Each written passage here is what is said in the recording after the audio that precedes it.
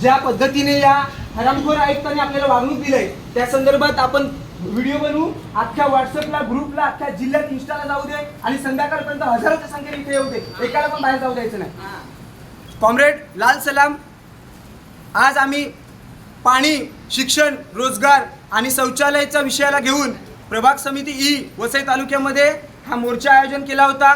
या मोर्चाची कल्पना 8 दिवस अगोदर इथल्या प्रशासनाला दिली होती, मात्र हा मोर्चा आमचा शांततेने 2-2च्या मार्गाने आला।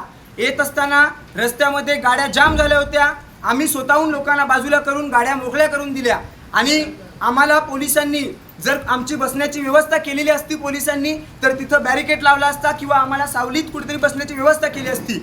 येत असताना तिथं एकही गेटवर पोलीस नव्हता, म्हणून आमचा तांडा सगळा मोर्चा हा शांततेने घोषणा देत या ठिकाणी आला।